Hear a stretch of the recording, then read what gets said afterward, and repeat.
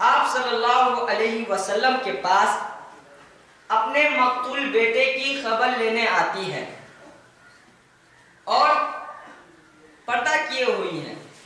एक सहाबा ने कहा, तुम्हारे बेटे का इंतकाल हो गया है और तुम इसके बावजूद पर्दे का इतना एहतमाम कर रही हो। सहाबिया का क्या जवाब था? उन्होंने कहा, अल्लाह ने मेरा बेटा ले लिया है लेकिन मेरी हया नहीं। ये इज्जत और शर्फ वाली औरत की पहचान है। तो मैंने आपको कुछ दलीलें दी कुरान से, जिससे ये पता चलता है कि पर्दा करना फर्ज है। उसके बाद सहाबिया ने कितना एहतमाम की है पर्दे का, वो भी बताया। अब आइए हम लॉजिकली जवाब देखते हैं, लॉजिकली आंसर देता हूं मैं पर्दे का कुछ। आप प्लेट में 2 चॉकलेट रख दो, एक खुला हुआ हो और एक बगैर चिमकी के हो, तो चूटी किस में लगेगी? जाहिर सी बात है, खुले हुए। और देखते हैं लॉजिक जवाब।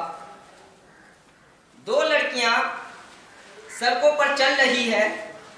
एक लड़की मेकअप करके, लिपस्टिक लगा के ब्यूटी पार्लर से आ रही है, मिनी स्कर्ट पहने हुई है, और एक लड़की बाहिजाब है, पर्दे का एहतमाम किए हुई है। तो लड़का कमेंट किसको पास करेगा? आजकल जो लड़के लोग बोलते रहते हैं, अंगूर को मिल गई लंगूर, लंगूर को मिला अंगूर, किसको कमेंट पास करेंगे भाई? जाहिर सी बात है, जो मिनी स्कर्ट में अगर पर्दे का एहतमाम किए रहेंगे, अरे भाई हंसने का मकाम नहीं है, सोचने की बात है। और आप लोग देखते भी होंगे, लड़का लोग बहुत कमेंट पास करता है कि भाई लंगूर को मिल गया अंगूर। तो ऐसे ही लोगों के ऊपर कमेंट पास होता है। अब आइए मेडिकली जवाब देखते हैं। जो लोग मेडिकल लाइन से होंगे उनको पता चलता होगा कि जब आप पर्दे में होते हैं, हिजाब किए होते हैं, तो सनलाइट जो होती है, सूरज की रोशनी होती है, वो आपके स्किन को इफेक्ट करेगा। लेकिन जब आप हिजाब में होंगे तो कहीं ना कहीं उससे प्रोटेक्ट करेगा और उससे बचाएगा, इन्फेक्शन होने से बचाएगा। क्या पता चलता है? कुरान में भी पर्दे का एहतमाम सहाबिया ने भी की, लॉजिकली जवाब भी आपने सुन लिया, उसके बाद मेडिकली फायदे भी देख लिए। अब आइए हिंदुस्तान में जो इतना आग बगोला हो चुका है पर्दे को लेकर के, अब वो लोग कहते हैं कि ये लोग कट्टरपंथी करते हैं, जबरदस्ती का पर्दे का एहतमाम करने के लिए कहते हैं। तो मैं उनको जवाब देना चाहता हूं कि जो कहते हैं वो सुन ले।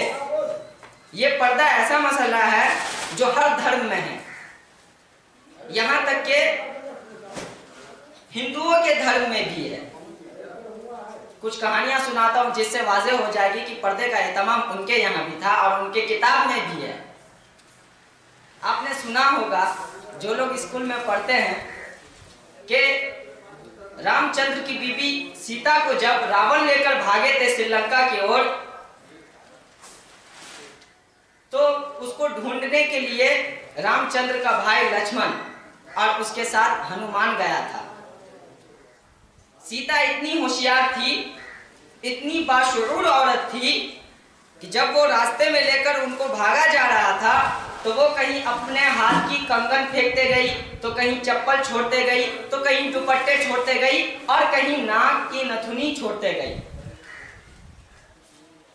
रास्ते में ढूंढने के लिए जाते हैं भाभी को लक्ष्मण और उसके साथ हनुमान। हनुमान एक एक चीज दिखाए जाता है, ये तुम्हारी भाभी का है। लक्ष्मण पहचान लेते हैं, हाँ मेरी भाभी का। फिर उस ओर चल पड़ते। आगे जाते चप्पल मिलता है, बोलते ये तुम्हारी भाभी का, हाँ मेरी भाभी का। फिर उस तरफ चल पड़ते। फिर कहीं कंगन मिलता, फिर उस तरफ चल पड़ते। आखिर में क्या मिला? नाक की नथुनी। जब लक्ष्मण से पूछा जाता है कि ये तुम्हारी भाभी का, तो वो कहते हैं नहीं पता। हनुमान ताज्जुब में पड़ जाते हैं कि ये कैसे हो सकता है। तुमने अपनी भाभी की सारी चीजें पहचान ली, लेकिन नाक का नथुनी है, इसको नहीं पहचान पा रहे हो, आखिर क्या मामला है? तुम्हारी भाभी है ना, तुम नहीं जानते हो क्या भाभी को? उन्होंने बोला, भाभी को तो जानता हूं, लेकिन ये नाक की नथुनी इसी वजह से नहीं पहचान पा रहा हूं क्योंकि मेरी भाभी कभी मुंह नहीं खोलती थी। मेरी भाभी हमेशा घूंघट को नीचे गिराए होती थी। इससे क्या सबूत मिला, क्या प्रूफ मिलता है कि हिंदुओं के यहाँ भी पर्दे का एहतमाम है और उनके किताब में भी है। आइए हवाला देता हूँ। जब हमारे हिंदू भाई ऋग्वेद खोलेंगे, book number 1 Rigveda chapter number 33, उसके अंदर जब देखेंगे तो उसमें लिखा हुआ, साफ तौर पर लिखा हुआ, साफ लफ्जों में लिखा हुआ है कि हिंदू लड़कियों को चाहिए कि पर्दा करे। मेरी बात समझ रहे हैं? तो पर्दे का एहतमाम सिर्फ इस्लाम में ही नहीं बल्कि हिंदुओं के यहाँ भी है, और हिंदू तो दूर की बात है, ईसाइयों के यहाँ भी है। आपने पढ़ा होगा मदर टेरेसा के बारे में। मदर टेरेसा कैसा लिबास पहनती थी? ऊपर से लेकर नीचे तक ढका होता था। जो नोबेल प्राइज विनर है वो भी पर्दे का एहतमाम कर रही है। और ईसाई की औरतें नन्स जब चर्च में जाती है तब भी देखिएगा उनका लिबास काला होता है, ऊपर से लेकर के नीचे तक पूरा ढका होता है। और जब मदर टेरेसा का स्टैचू बनाया जाता है तो उसमें भी दिखाया जाता है कि पूरे लिबास में ऊपर से लेकर के नीचे तक ढकी हुई है। क्या पता चला? ईसाइयों के यहाँ भी पर्दा है। हद तो अब हो जाती है यहूदी, जो मुसलमानों का सबसे बड़ा दुश्मन है, हमारा खुला हुआ दुश्मन है। हर वक्त उनकी सोच यही होती है कि हम मुसलमानों को गाजर मूली की तरह कैसे काटे, मुसलमानों का वजूद वर्ल्ड से, दुनिया से कैसे हटा दे। उनके यहाँ भी पर्दे का एहतमाम है। जब उनकी औरतों को देखेंगे तो पता नहीं चलेगा कि ये मुसलमान औरत है या यहूदी की औरत है।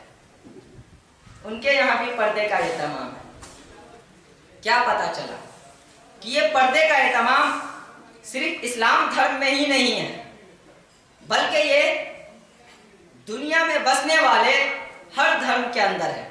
इतने सारे हवाले दिए मैंने, इससे समझ में आ गया होगा कि पर्दे का एहतमाम सिर्फ इस्लाम में ही नहीं बल्कि सारे धर्म में है।